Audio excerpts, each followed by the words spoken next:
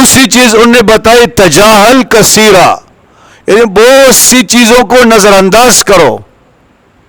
اگر آپ ذہنی سکون چاہتے ہیں ذہنی، تو بہت ساری چیزوں کو باتوں کو نظر انداز کرو، آگ لگاؤ. کسی نے آپ سے کہا فلاں نے آپ کے متعلق یہ بات کی، آپ کو چھوڑو یار، کی تو کی، ختم ہو گئی بات. اب تم پیچھے پڑ گئے، ان کے پیچھے گئے، تم نے کیوں میرے خلاف باتیں کی، میں یہ کروں گا، میں وہ کروں گا، کہانی لمبی ہو جائے گی. تو فرمایا اس کو نظر انداز کرو، کہ بس کرنے دو، ہمیں کیا ہے، بات کی کرنے دو، خیر ہے. لیکن اگر آپ اس کے پیچھے پڑیں گے، نظر انداز نہیں کریں گے، تو آپ کا قیمتی وقت ضائع ہوگا. تو اس لیے تجاہل کثیرا، کچھ باتوں کو نظر انداز کیا کرو، آپ کو ذہنی جو ہے وہ سکون ملے گا. اس پر میں ایک واقعہ آپ کو بیان کرتا ہوں، بہت قیمتی ہے. مولانا بجلی گر رہے مولانا فرماتے ایک صاحب میرے پاس آئے اور مجھ سے کہنے لگے فلاں آدمی نے آپ کے متعلق جو ہے غلط باتیں کی ہے.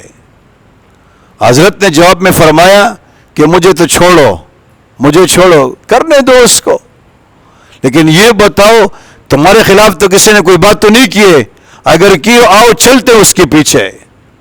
دو باتیں سمجھائی مولانا بجلی گر رہے مولانا نے. ایک یہ کہ اگر کوئی آپ کے پاس آ کر کے فلاں نے آپ کے متعلق یہ بات کی، فلاں نے، کرنے دو، اس کے پیچھے نہیں پڑو.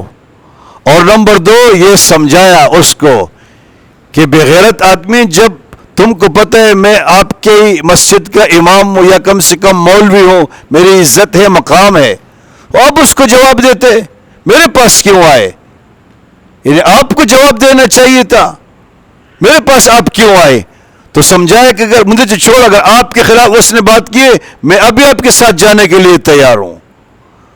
تو اس سے بھی ہمیں ایک سبق مل گیا.